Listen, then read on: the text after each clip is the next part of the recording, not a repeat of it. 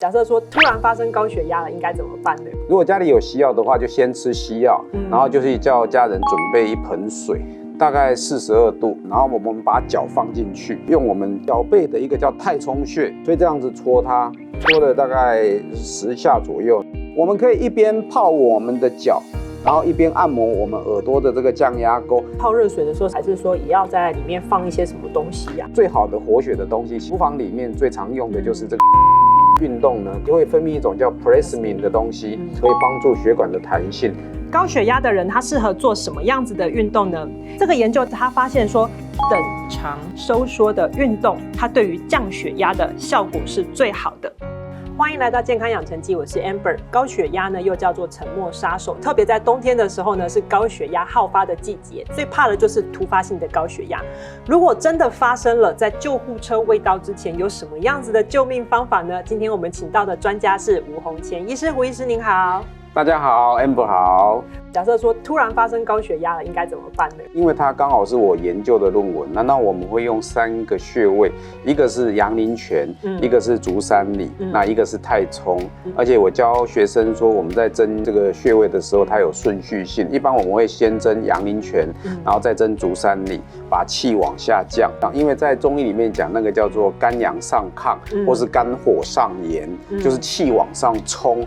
比如说，当我们在紧张压力的时候，哇，它就直接往上冲了，所以它血压会高起来。那所以我们就叫降逆气。所以我们会先针阳陵泉，先针足三里，完了以后呢，再针太冲穴。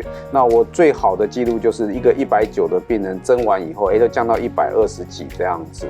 你是说马上？马上，大概针完大概5分钟后，再帮他5到10分钟后帮他量。这么快就可以把气降下来？对，往下降了，所以这是最快。但是至少都可以降到10。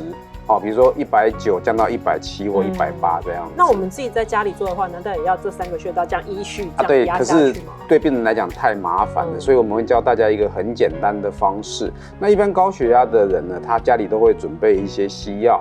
那如果说没有西药也没有关系，如果家里有西药的话，就先吃西药，然后就是叫家人准备一盆水，大概42度，不要太烫了。太低也没有效，然后我们把脚放进去，用我们脚背的一个叫太冲穴，然后用这个脚跟呢搓我们的这个太冲穴，一只脚搓另外一只脚的太冲穴。对，太冲穴大概在我们的脚的虎口的地方，所以这样子搓它。搓了大概10下左右呢，再换过来搓这边的太冲穴，这样子用脚跟这样子搓。因为高血压我们讲气上逆，所以你不要再弯下来再去按摩这个太冲穴，因为在弯下来的时候，有时候气血往上冲又更高，所以不要弯下来，就是用脚跟去搓我们的脚背，这样子就可以了。如果家里有血压药吃下去再搓太冲的话，速度会很快。如果我们泡完热水，一般10到20分钟它就会降下来。如果没有降下来的话，就要赶快去急诊室，因为有时候不只是单纯性的原发性的高血压，可能还有其他的原因造成高血压。那我们在泡热水的时候，是只要单纯泡热水就好，还是说也要在里面放一些什么东西呀？泡热水的话，就是帮血液循环变好。第一个可以降逆气，然后我们可以把这个血管扩张让血液循环变好的时候呢，这边的血液循环也会变好，然后氧气可以上去的时候，大脑已经感受到有氧气的时候，它自然会释放一个讯息，让压力降下来。那如果说最好的活血的东西其实就是老姜。我们家里厨房里面最常用的就是这个老姜。我们把老姜煮一煮，有盐巴也可以，单用一种就好，因为盐巴也有活血的一个作用。就是老姜或者是盐巴选一个。对，那老姜是我比较建议用的，因为它的活血的效果比较好。因为老姜通常在泡脚的时候，它还可以温暖子宫，温暖我们的肠胃，所以我们用老姜煮一煮，把它煮100度C，然后加进去，然后调成那个水的温度大概42度C，这样子是最好的。血液循环很好的时候，氧气可以供应到大脑，那血压它会降得更平稳。我们刚刚讲的救命方法，这个可以用，但是平常也可以拿来泡脚，就是作为这个降血压的一个方法。可以。很多的国际论文都发现，因为我们的小腿是我们的第2个心脏嘛，所以只要血液循环非常好的时候呢，它可以供应到这边的氧气。所以如果有高血压的病人的话，其实我们可以建议每天晚上大概在饭后2个小时，因为饭后2个小时才不会影响到我们的消化。然后在睡前的1个小时呢，去泡这个脚。一般我们会建议泡15分钟到30分钟。那不但它可以让血压比较稳定以外，它其实还有安眠的作用。慈禧太后的安眠法，其中有一个好像就是泡脚。是。那血压不稳定的人，你如果每天泡热水的话，其实会让血压非常的稳定。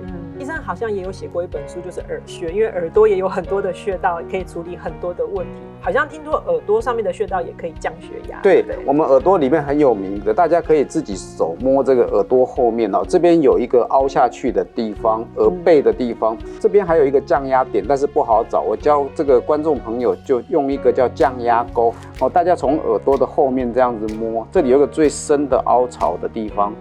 这个地方就叫降压钩。那降压钩很简单，我们就从手这样子给它搓下来哈。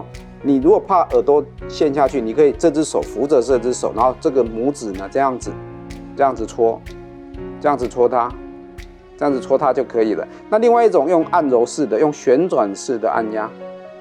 好，那我们可以一边泡我们的脚，然后一边按摩我们耳朵的这个降压钩。那这个降压钩其实是世界卫生组织它所定出来的，所以它是一个很有名的穴位。所以在国际的论文里面发表很多有关降压钩可以降血压的一个文章。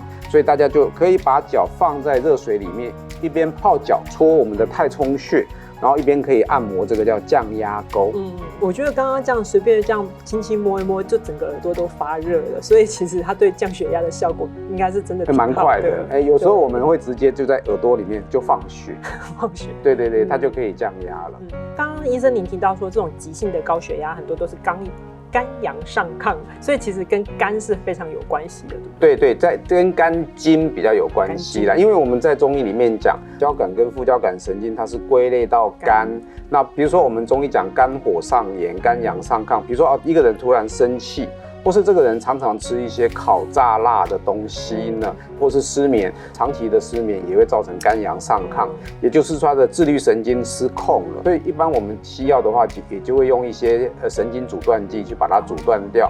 那我们中医兴奋吗？对，然后我们中医用药或是在针灸的时候，就会用所谓的平肝息风的一个方式。比如说我们刚刚讲的太冲穴，其实就有平肝息风，因为肝阳上亢、肝风内动，或是肝火上炎，那个都是自主神经或是交感神经过于亢奋，然后造成急性的高血压。所以我们只要降肝火、降肝风，所以我们用到中药针灸都是用这个方式让血压给降下来。刚才您也有提到说，您的论文就是写这个降血压。那假设说，刚刚我们讲的都是急性的高血压，怎么赶快把它降下来？那假设一般的日常生活当中，就是我发现自己有高血压的话，我们应该要怎么样去调整自己的生活作息，让这个血压不要那么高呢？其实我后来研究发现，就是说当大脑缺氧的时候呢，它就会释放一个讯息，让血管跟心脏把它加压，把血打上去，把氧气送上去。所以我的论文很简单，我只要用中药的方式或针灸的方式，让氧气送到我们的大脑，然后慢慢的，它的血压就会越来越稳定。就是说，我们会用一些比较养生的一些茶饮，然后让病人去喝。比如说，我们会用一些党参黄芪比较补气的啦，或是红花地龙比较活血的话，让这个血管的弹性变好，然后让氧气变多。然后黄芪党参可以让我们的血中的氧气变多，然后把它送到我们的大脑里面去。所以这样子就可以让压力降下来。所以感觉医生这边已经有准备一个就是降血压的这个茶饮了，就是平常我们可以怎么样喝。所以我这边用了一个血压的用药就是一个黄芪30克、红花3克、当归6克、川穹6克、党参6克、红枣6颗，然后用水煮大概2000 CC 的水呢，把它煮开3分钟以后，等它慢慢变温了以后呢，然后当1天的开水饮用。那里面有补血的、补气的，还有活血的药，也就是把我们的血中的氧气补足了以后，送到大脑里面去，然后大脑感觉到有氧气的，它就会释放讯息，让我们这个血压降下来。上次有提到说，运动也是一个你们建议的一个方法。对，一般我在门诊里面会帮病人针灸，还有吃药。那我一定叫病人要配合我2个，一个就是睡眠充足。睡眠充足。对，因为我们发现很多人长期的熬夜或失眠呢，就因为这个睡眠不足，就造成血压变高。所以第一个，我们常常失眠的人就发现到后来也会变血压高，然后他变恶性循环，他会担心他如果没有睡好，他的血压会更高，所以他就更睡得更不好。所以第一个，我们要叫他帮我把睡眠补足。如果睡眠没有办法睡很好，其实我们的建议吃西药、吃中药都没有关系，你一定要把睡眠补得很好。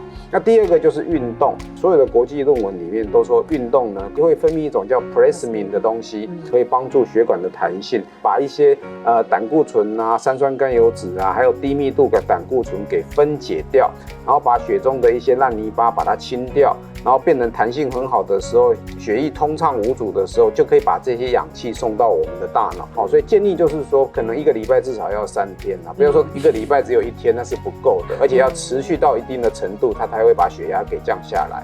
像我的亲戚，可能他们就是真的有高血压，就是直接去拿高血压药来吃了。那像这样子的高血压药对身体好吗？比较常看到的好像就是像利尿剂或者是钙离子阻断剂，它是不是也会有一些副作用？对，利尿剂有时候它就是把我们血中的这个水尽量把它沥出去，让它压力不要那么的高啦。对，所以它沥出去以后变成它会比较浓缩啦，所以它很多氧气就会达不到大脑，所以它可能会有一些头晕啊，一些其他的一一些副作用啦。哈，本来是应该要帮助血压下降的，对，有时候太多的时候会造成头晕。那钙离子阻断剂它有一个缺点，它就是把钙离子阻断了以后，让血管不要这么强烈的收缩，不要这么强烈的收缩，它比较不会打到大脑上面去。那可能它会有一些副作用，比如说它不收缩的时候，造成脸部的一些潮红。那我们的血管不收缩，可能水就会往这个下肢跑，所以它可能会造成一些水肿。所以这些钙离子阻断剂它也有蛮多的一些副作用。钙离子跟我们肌肉收缩有关的话，那会不会吃这个药的人也容易，例如说走路不稳啊，或什么？对，会比较肌肉比较没有那么大的一个力量，然后血管又不收缩，肌肉也不收缩，所以它变成会比较无力的情形。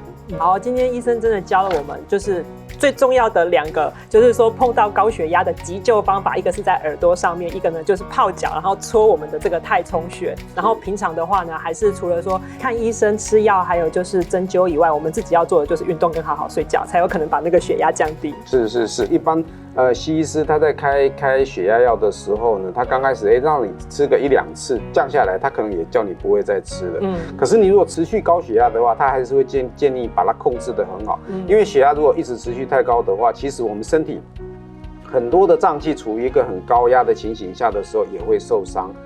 所以如果说你是单纯性的1次2次，因为情绪的关系的话高起来的话，吃一点点西药，对，那吃一吃好了就停了。如果说你吃了西药以后控制不下来，那医师叫你长期吃，你还是要按照医师的处方，不然因为高血压的话，它比较会有危险性，然后不像其他的疾病，那如果突然血压太高的时候，一下子中风了，那就会有很多的后遗症出现。哇，这个大家要好好注意，尤其现在冬天要到了，就是更要小心这个高血压的发生。对。好，那我们谢谢吴医师的分享，谢谢您。谢谢。高血压的人他适合做什么样子的运动呢？